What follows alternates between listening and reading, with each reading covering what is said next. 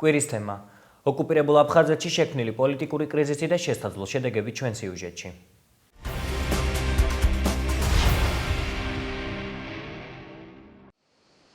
ოკუპირებულ აფხაზეთში დღითი დღეს სიტუაცია მწვავდება და ვითარება დესტაბილიზაციის ზღვარზეა. დე-ფაქტო სოხუმის ლიდერის კრემლში ვიზიტის შემდეგ სოჩი ეგრეთ წოდებული ოპოზიციური ძალების ბლოკის ერთ-ერთ ლიდერს, ფონდ აპრას პრეზიდენტს ასლან მჟანიას აკავებენ. ერთ-ერთი ვერსიით რუსეთ-აფხაზეთის ეგრეთ წოდებულ საზღვართან ასლან მჟანიას დაკავების ფაქტს რამდენიმე დღის წინ ჩატარებულ ყრილობას უკავშირებენ, სადაც ოპოზიციის ეგრეთ წოდებულმა ლიდერმა თვით აღიარებულ პრეზიდენტს გადადგომისკენ მოუწოდა. რუსეთის მიერ კონტროლირებად ტერიტორიაზე დაკავებისას რუსმა სამართალდამცავებმა ასლან მჟანიას იარაღის უკანონო შენახვა ტარება წაუყენეს ბრალად. ოპოზიციის ეგრეთ წოდებული ლიდერი კი მის დაკავებას პოლიტიკურ მოტივს უკავშირებს და აღნიშნავს, რომ იარაღი, რომლის გამოც მჟანია დააკავეს, მას ეგრეთ წოდებულმა პრეზიდენტმა თავად აჩუქა. ოპოზიციის ლიდერის განთავისუფლება მხოლოდ აფხაზეთში ეგრეთ წოდებული რუსეთის ელჩის ჩარევის შემდეგ მოხერხდა, რომელსაც თავად ოპოზიციური პარტიების წარმომადგენლებმა მიმართეს.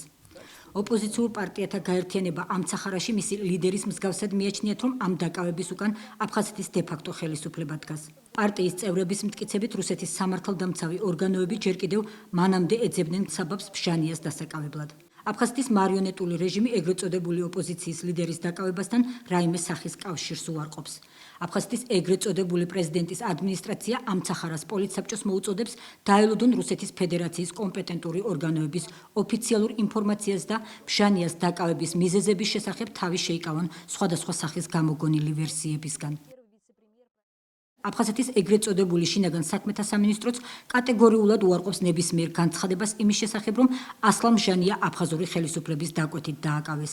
საგულისხმოა ის ფაქტი, რომ მჟანიას დაკავების ინციდენტს წინ უსწრებდა 4 დღით ადრე ჩატარებული ოპოზიციური პარტიების ყრილობა, სადაც მან ხმა აიმაღლა აფხაზეთში შექმნილი კორუფციისა და იქ არსებული ეკონომიკურ-პოლიტიკური კრიზისის გამო და ხაჯიმბას 15 დეკემბრამდე გადადგომა მოსთხოვა. წინააღმდეგ შემთხვევაში ოკუპირებულ აფხაზეთში ვითარების დაძაბვისას პასუხისმგებლობას მას აკისრებდა. ხაჯიმბამ ოპოზიციის მოთხოვნები მაშინ ურეაქციოდ დატოვა და 2 დღეში დასახმარებლად მოსკოვს გაემგზავრა. ვლადიმერ პუტინმა სოხუმის დე-ფაქტო ლიდერს ოკუპირებულ ტერიტორიაზე შექმნილი მწვავე შიდა პოლიტიკური ვითარების გამო ერთგვარი გაფრთხილებაც მისცა და მდგომარეობის დასტაბილურებისკენ მოუწოდა. რუსეთის პრეზიდენტმა ხაჯიმბას დავალებაც მისცა, რომ აფხაზეთში პროცესები უკონტროლო არ გამხდარიყო და სამართლებრივ ჩარჩოებს არ გაცდენოდა. პუტინთან ხაჯიმბას ვიზიტს 2 დღის შემდეგ ასლან მჟანიას დაკავება მოყვა. ამ ინციდენტს კი ოკუპირებულ ტერიტორიაზე საპროტესტო აქციები და ვითარების გამწვავება. ხაჯიმბას მთავრობა პრევენციული ზომების მიღებას ცდილობს და შესაბამის სტრუქტურებს მოვლენათა შესაძლო განვითარების გასაკონტროლებლად დავალებებს აძლევს. აფხაზეთის ეგრეთ წოდებულმა პრეზიდენტმა სოჩში ასლან მჟანიას დაკავებისთანავე საგანგებოდ უშიშროების საბჭოს ხდომა დანიშნა, სადაც განხილვის მთავარი თემა ეგრეთ წოდებული ოპოზიციის ლიდერის დაკავება და რეგიონში გამწვავებული ვითარება იყო.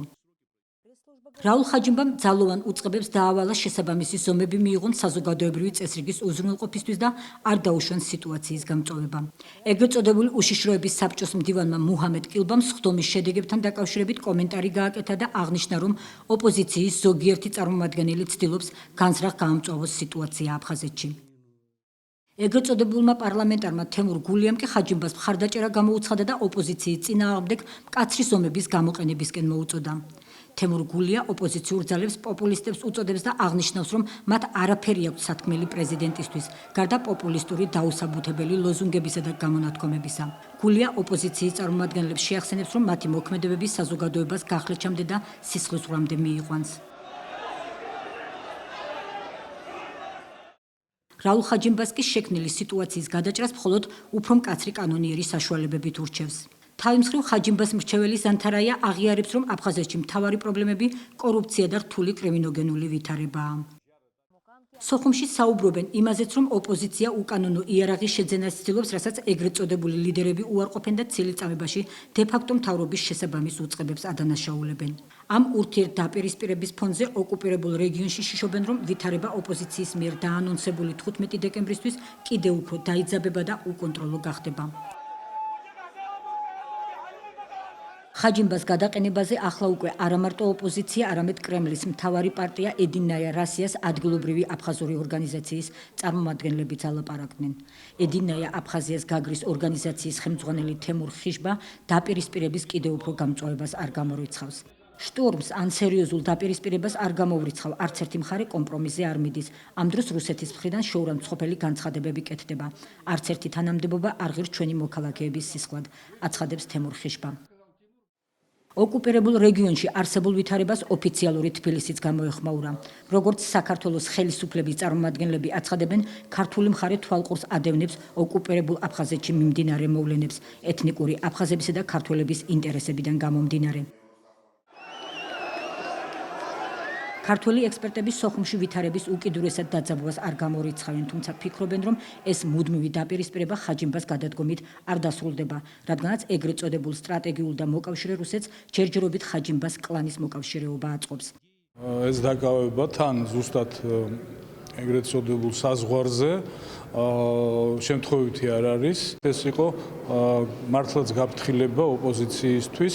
გავიხსენოთ თუ როგორ ჭყალებში გაუშვეს აფხაზეთის ეგრეთ წოდებული წინა პრეზიდენტი ანქვაბი, რომელიც ფაქტიურად აიძულეს რუსეთის ხელშეწყობით, რომ გადამდგარიყო მხოლოდ და მხოლოდ ხელშეუხელობის გარანტიებით. ანალოგიურთან გვაქვს დღესაც საქმე. საკმაოდ მძიმე სოციალურ-ეკონომიკური პირობებია აფხაზეთში, აქედან გამომდინარე, სოციალური დაძაბულობის ფონი ყოველთვის შესაძლებელია გადაიზარდოს უკვე პოლიტიკურ მოთხოვნებში, პოლიტიკურ დაპირისპირებაში არ არის გამორიცხული, თუმცა მე მეეჭვება, რომ აი ამ ბოლო შეხვედრაზე პუტინთან, ხაჯიმბას შეხვედრა მხედველობაში, ეს იყო გარკვეული ნიშანი, რომ რუსეთი კვლავ ფსონს დღევანდელ ეგრეთ წოდებულ ხელისუფლებაზე დებს ხაჯიმბასი და ჩემი აზრით ნაკლებად შედეგიანი იქნება იქ რაღაც პოლიტიკური, სერიოზული პოლიტიკური დესტაბილიზაცია, შეიძლება იყოს პატარა გამოსვლები და ისიც ალბათ რუსეთის მიერ კონტროლირებადი ქაოსი, რომელსაც ის მართავს. ამ ეტაპზე ალბათ რუსეთს ხაჯიმბა ხელს აძლევს და ყველნაირად ეცდება მის შენარჩუნებას. და ბუნებრივია, რომ ესეთი დაპირისპირებები კვლავ იქნება იქ. განსხვავებული მოსაზრება აქვს ამ საკითხზე ადამ არშანიას.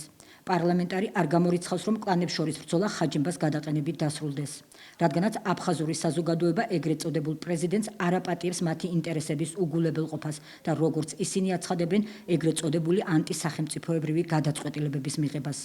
კლანებს შორის ბრძოლა აფხაზეთში ყოველთვის იქნება. სახალხო ყრილობა განცხადებული, ეს ძალიან სერიოზული მექანიზმია. დღემდე მუშაობს აფხაზეთში, ყოველთვის მუშაობდა ძლიერად, ჯერ კიდევ საბჭოთა დროიდან.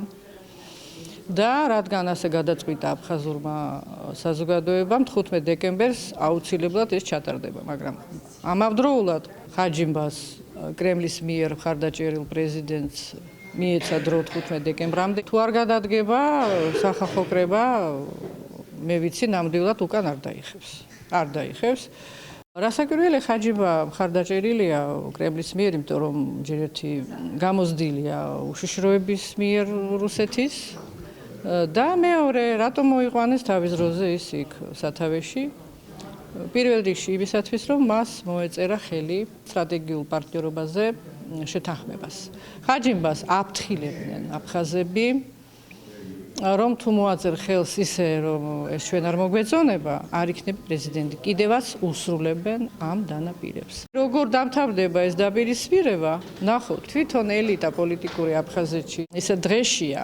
უმძიმესი სენი ახლავს მას. ყველა საფინანსო ნაკადები რუსეთიდან მოსული პრინციპში ამ ელიტაში ნაწილდება და აფხაზეთი არის დაქცეული ამდენი წელია. თავის დროზე ბჟანია ძალიან კარგად თანამშრომლობდა რუსეთის უშიშროებასთან ოლიმპიადის უსაფრთხოების საკითხებში. ორდენიც აქვს მიღებული. ამიტომ მე მგონია, რომ უბრალოდ არის ელიტების შეცვლა